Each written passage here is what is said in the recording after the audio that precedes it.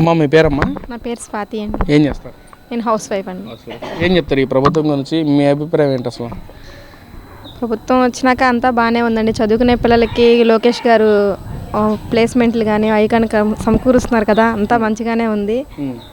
అందరూ బాగానే ఉన్నాయి, దొరుకుతున్నాయి, జాబ్లు ప్లేస్మెంట్లు అవి ఉంటున్నాయి అంటున్నారు. చంద్రబాబు ప్రజలను పట్టించుకోవట్లేదు, గతంలో జగన్మోహన్ ఉన్నప్పుడే ప్రజలను పట్టించుకున్నారని చెప్తున్నారు కదా. లేదు సార్, చంద్రబాబు నాయుడు గారు ఎందుకు పట్టించుకోండి, ఇప్పుడే కదండి వచ్చింది. స్టార్టింగ్ ఆయన చేసినవన్నీ మళ్ళీ అప్పులు చాలా ఉండిపోయినాయి అని చాలా ఇది వచ్చినాయి. అవన్నీ చూసుకుని రావాలంటే వీళ్ళకి కూడా కొంచెం టైం పడుతుంది కదా. మెల్లమెల్లంగా చదువుకునే వాళ్ళకి చూపిస్తున్నారు. ఏదైనా న్యాయం కోసమని ఆయన దగ్గరికి వెళ్ళినా కూడా చాలా వెంటనే పని జరుగుతుందమ్మా అక్కడికి వెళ్ళండి అని అంటున్నారు. అదంతా బాగానే ఉంది. అంటే చంద్రబాబు సీఎంగా అయిన తర్వాత ఏమైనా ప్రజల్లో తిరుగుతున్నారమ్మా అసలు? ఎందుకు తిరగట్లేదండి. మొన్న రీసెంట్గా మాకే వరదలు వచ్చినాయి. పవన్ కళ్యాణ్ గారు కానీ, చంద్రబాబు నాయుడు గారిని, లోకేష్ గారు కానీ ఇంటింటికి వచ్చి ఎలా ఉంది ఏంటి, వాళ్ళకి ఫుడ్ అందుతుందా లేదా అన్నీ ఇచ్చేశారు. జగన్ గారు అయితేనేమో రోడ్లు కట్టల మీద అక్కడ దూరంగా నుంచుని పొలాలు ఎలా పాడేయని అని చూశారు, కానీ కిందకి దిగి అసలు నిజంగా పాడేయనియ్యా ఎలా ఉంది ఏంటన్నది మాత్రం చెక్ చేయలేదు కదండి. దూరంగా నుంచుంటే తెలిసిద్దా, దగ్గరికి వెళ్ళి నుంచుంటే తెలిసిద్దా? అంటే తిరుగుతున్నారు అదే చంద్రబాబు సార్, తిరుగుతున్నారు. పవన్ కళ్యాణ్ గారు తిరుగుతున్నారు, లోకేష్ గారు కూడా తిరుగుతున్నారు, చంద్రబాబు నాయుడు గారు ఆయన చేయాల్సిందంతా చాలా చేస్తున్నారు. అంటే ఒక పక్కన చంద్రబాబు ప్రజలను పట్టించుకోవట్లేదు, ఇచ్చిన హామీలు ఏమి నెరవేర్చట్లేదు. వీళ్ళ మీద ముగ్గురు మీద చంద్రబాబు, లోకేష్, పవన్ కళ్యాణ్ ముగ్గురు మీద 420 కేసాలని చెప్పి కొంతమంది నాయకులు మాట్లాడుతున్నారు. ఏం చెప్తారు మరి దాని గురించి? అవన్నీ పార్టీలండి. ఈ పార్టీ వచ్చిందని మిగతా పార్టీ వాళ్ళకి నచ్చక అలా వేయడమే కానీ అలా ఏం లేదండి. నిజంగా పార్టీల గురించి కాకుండా మనకి ప్రభుత్వం నుంచి మనకు జరగాల్సిన న్యాయం జరుగుతుందా లేదని చెక్ చేయాలి, కానీ పార్టీలో ఉండకూడదు. పార్టీలు వాళ్ళు వచ్చి పెట్టరు, వీళ్ళు వచ్చి పెట్టరు.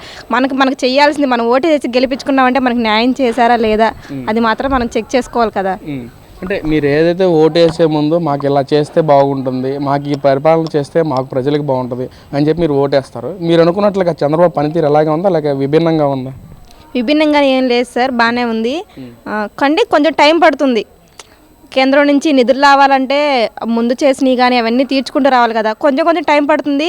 పూర్తిగా అయింది కంప్లీట్ అయ్యే లోపు మొత్తం న్యాయం జరిగిద్దని మేము కోరుకుంటున్నాం. మీరేం చదువుకున్నారమ్మా? నేను MBA చేశానండి. MBA చేశారు, మరి చదువుకున్నారని చెప్పి అంటున్నారు. ఏం చెప్తారు మరి దాని గురించి? చంద్రబాబు ఏమన్నా విదేశాల్లో తిరుగుతున్నారా లేక మన రాష్ట్రానికి పెట్టుబడులు తీసుకేమన్నా పనిచేస్తా ఉన్నారా? విదేశాల్లో ఎక్కడ తిరుగుతున్నారు సార్, మనం చేయాల్సింది జరుగుతున్నారు కదా. జగన్ గారే చాలా చేశారు. ఏంటి పెద్ద పెద్ద బిల్లాలు కట్టించుకుని అందులోనికి ఆయన కంఫర్ట్మెంట్గా కావాల్సినవి అన్నీ సమకూర్చుకున్నారు, కానీ ఈయన ఎప్పుడు రాలేదు కదా. ఇంకా ఆయన ఇల్లే పడగొట్టాలని చూసి అవన్నీ చేశారు. మన కోసం తిరుగుతున్నారు. మనకి ఏదైనా బాధ వచ్చిందంటే ఖచ్చితంగా కనపడుతున్నారు రోడ్డు మీదకి వచ్చి, ఎవరికి ఎలా ఉంది ఫంక్షన్లు కూడా వచ్చి పంచుతున్నారు. ఇంకేంటి సార్ మనం చేయాల్సింది? ఇంకా అంతకు మించి ఇంకేం కావాలి ప్రభుత్వం నుంచి? మనం ఏం కోరుకుంటాం?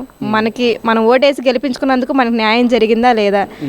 ఆ ప్రభుత్వం మీద చూస్తే చంద్రబాబు నాయుడు గారు చేస్తున్నారు, పవన్ కళ్యాణ్ గారు కూడా చాలా వరకు చేస్తున్నారు. ముఖ్యంగా మహిళల విషయానికి వస్తే ఈ ప్రభుత్వంలో మహిళల రక్షణ లేదని చెప్పి కొంతమంది నాయకులు మాట్లాడుతున్నారు. ఏం చెప్తారు మీరు ఒక మహిళ అయ్యింది దాని గురించి?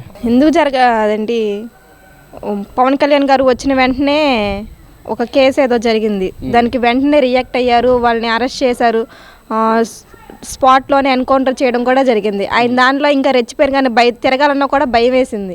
మొత్తం అంతా వాళ్ళే అయిపోయి రోడ్ల మీదకి వెళ్ళాలన్నా ఇప్పుడు మాకున్నారు, న్యాయం చేస్తారు, మాకు కాపాడతారు. పవన్ కళ్యాణ్ గారు ఆటో ఉన్న దాని మీద కూడా ఎక్కడానికి భయం లేదు, ఎందుకంటే వాళ్ళు మనిషి, మనం జాగ్రత్తగా ఇంటికి తీసుకొస్తారు అన్న హామీ మాకు ఉంది.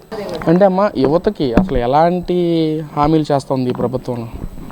యువతకి చదువుకున్న వాళ్ళకి కూర్చోకుండా వాళ్ళు కాలేజీలో ఉన్నప్పుడు ప్లేస్మెంట్లు కల్పించడం కానీ, బయటకు వచ్చినాక వెంటనే వాళ్ళ ఫీల్డ్కి అందుకోవడం కానీ, ఏ వర్క్ చేసే వాళ్ళు చిన్న పరిశ్రమలు స్టార్ట్ చేయాలని చెప్పి లోన్లు ఇవ్వడం కానీ అలాంటివి చాలా బాగున్నాయి సార్.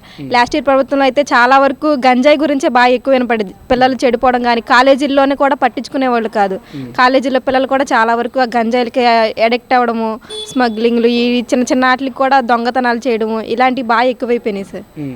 ఇప్పుడు మాత్రం వాళ్ళు చదువుకోవడంగానే కాలేజీ లోపల ప్లేస్మెంట్లు జరుగుతున్నాయి కాబట్టి వాళ్ళు బయటకు వచ్చేసరికి ఏదో ఒకటి చిన్న ఉద్యోగం అయినాతో బయటకు వస్తున్నారు. చెప్తారు ఫైనల్గా, అంటే పక్కన ప్రజలందరూ ఈ పాలనలో విసిగిపోయారు, ఖచ్చితంగా ఈ ప్రభుత్వాన్ని గద్దె దించాలని చెప్పి ప్రజలు కోరుకుంటున్నారు. జగన్మోహన్ రెడ్డి వస్తేనే మనం సంతోషంగా ఉంటామని చెప్పి అంటున్నారు. దాని గురించి ఏం చెప్తారు మరి? అదేం లేదు సార్, నెక్స్ట్ కూడా చంద్రబాబు నాయుడు గారు, పవన్ కళ్యాణ్ గారే వస్తారు. వాళ్ళు వస్తేనే మనకు బాగుండిద్ది. నెక్స్ట్ మనకి ప్లేస్మెంట్ ఏంటంటే యువతే, వాళ్ళు బాగుండాలంటే ఈ ప్రభుత్వమే మళ్ళీ రావాలి. అంటే అమ్మ, ఏదైతే పిల్లల్ని తీసుకొచ్చి మాక్ అసెంబ్లీ కండక్ట్ చేయటం అది ఎంతవరకు కరెక్ట్ అంటారు అసలు? అది చాలా మంచి విషయం అండి. మేము అసెంబ్లీ దాకా వెళ్ళడం అంటే అది చాలా గొప్ప విషయం కదా. ఎందుకంటే మేము వెళ్ళలేము, అసలు అక్కడ ఎలా జరుగుతుంది ఏంటో టీవీల్లో చూడడం ఇలాగే, కానీ మేము వెళ్ళి చూడలేము. మేముగా పార్టిసిపేట్ చేసామంటే అది చాలా పెద్ద విషయమే. మాకు కూడా తెలియాలి కదా అక్కడ ఏం జరుగుతుంది ఏంటి. అప్పుడు స్టార్టింగ్ బేస్మెంట్ బాగుంటేనే కదండి పైకి వెళ్ళే కొద్దీ. ఇప్పుడు మొత్తం యువతతో కదా అంతా జరగాల్సింది. వీళ్ళే తీసుకెళ్ళి ఎంకరేజ్మెంట్ చేస్తూ ఉండంటే నెక్స్ట్ వాళ్ళు కూడా అలాగే మంచిగా ఇదవుతారు కదా. ఇది చాలా మంచి విషయం అండి. ఫైనల్గా ఈ ప్రభుత్వంలో సంతోషంగా ఉన్నారమ్మా మీరు? చాలా సంతోషంగా ఉండండి. నెక్స్ట్ టైం కూడా చంద్రబాబు నాయుడు గారు, పవన్ కళ్యాణ్ గారే వస్తారు. ఎందుకు అసలు చంద్రబాబు పవన్ కళ్యాణ్ రావాలని అసలు మీరు ఎందుకు కోరుకుంటున్నారు? అసలు మాకు కావాలి సార్, న్యాయం జరిగిద్ది. మేము ఏదైనా దేనికైనా పెట్టుకున్నా మాకంటూ మేము ఆయన తరపున మనిషిని మేము మాకు న్యాయం జరిగిద్ది, అంతా బాగుండిద్దని కోరుకుంటున్నాం. అమ్మా మీ పేరమ్మా? భాగ్యలక్ష్మి అండి. ఏం చేస్తారు? నేను టాపీ పనికి వెళ్తాను. ఎలా ఉందమ్మా పరిపాలన, ఎలా ఉంది చంద్రబాబుది? చంద్రబాబుది ఎలా ఉందండి? నాకు చంద్రబాబు నాయుడు ఉన్నప్పుడు అన్నీ ఇచ్చారు, నాకు పథకాలు వచ్చినాయి, నాకు అన్నీ వచ్చినాయి. నాకు అప్పటి నుంచి జగన్ వచ్చిన కాడి నుంచి ఆ పథకంలో ఉన్నానని నా అన్నీ తీసేసాడు. కరెంటు బిల్లు వస్తుందని తీసేసాడు, అన్నీ తీసేసాడు. నా ఆడపిల్లల జీవితాలు కూడా బాగోలా. నా ఆడపిల్లల జీవితాలు ఆ ఆడపిల్లలను పెంచుకుంటా. నా కోళ్ళు అయినా కానీ కొడుకు అయినా కోళ్ళు ఎప్పుడు చూడదుగా అయ్యా. నా పిల్లమాలని ఆ పిల్లల మాలని అట్టకి బతుకుతా ఆ టాపీ పనికి వెళ్ళి నేను తెచ్చుకుని ఆ పిల్లల్ని నెట్టుకుని అట్టగా ఆ ఇంట్లో ఉన్న చెంటు తలంలో ఇల్లు కట్టుకున్నానని మొత్తం అన్ని పీకేసాడు. ఎవరు పీకేసింది? జగనే తీసేసాడు. మొత్తం అన్ని జగన్ వచ్చినాకే తీసేసాడు. నా భర్త పోయాడు. నా భర్త కోసం నేను ఏదో అక్కడ ఏదో ఇల్లు ఉందని అమ్ముకున్నా. నేను నా పిల్లలు కూడా ఎవరికి తెలియదు. ఆరోగ్యం సరిలేక హార్ట్ అటాక్ వస్తే హాస్పిటల్ తీసుకెళ్ళి అవి మొత్తం అమ్మేసేసుకున్నా. ఇక్కడ ఏదో చెంటు తలం కొనుక్కున్నా. నా ఎత్తరు ఆస్తి అది కూడాను నాది కూడా కాదు. దానివల్ల ఉందని మొత్తం అన్ని తీసేసాడు జగన్. ఏం చెప్పారు? పెన్షన్ తీసేస్తా అని చెప్పారు కదా, అసలు ఏం చెప్పారు మీకు అడిగితే? కరెంట్ బిల్లు వచ్చిందని తీసేశారండి. అప్పుడు లేని కరెంట్ బిల్లు ఇప్పుడు ఎక్కడి నుంచి వచ్చింది? అప్పుడు కూడా ఇబ్బంది ఉండాలిగా. చంద్రబాబు ఉండని అప్పుడు ఇచ్చాడు. ఇప్పుడు జగన్ వచ్చినాక ఇది అడ్డం వచ్చింది, కరెంట్ బిల్లు వచ్చేసేస్తుందంటే మరి. అంటే గత ప్రభుత్వంలో జగన్మోహన్ హయాంలోనే ప్రజలందరికీ సంక్షేమ పథకాలు కరెక్ట్గా అందించామని చెప్పి వైసీపీ వాళ్ళు అంటున్నారు కదా, రాలేదా మీకేమి? మాకు అప్పుడు జగనేమి ఇవ్వలే మాకు. అసలే రూపాయి బిళ్ళ ఆయన వల్ల మాకు 10 రూపాయలు వచ్చిన ఇల్లు లేదు. రేషన్ కూడా ఆపేసేసాడు 4 నెలలు. ఎట్టగే తిరుగుతుంటే తిరగ్గా మరి రేషన్ ఇచ్చారు. ఇంకంతే ఏం పథకాలు మాకు లేవు, అసలు ఏ పథకం లేదయ్యా.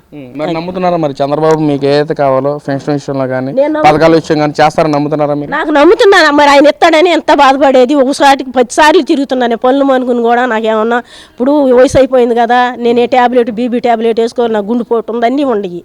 వాటికన్నా వత్తియేమోనని నా పిల్లల్ని దేవుడిసుకోకూడదని అయ్యన్న తెచ్చుకుందామని నేను బాధపడి తిరుగుతున్నా. ఇస్తాడని ఆశతోనే ఉండ.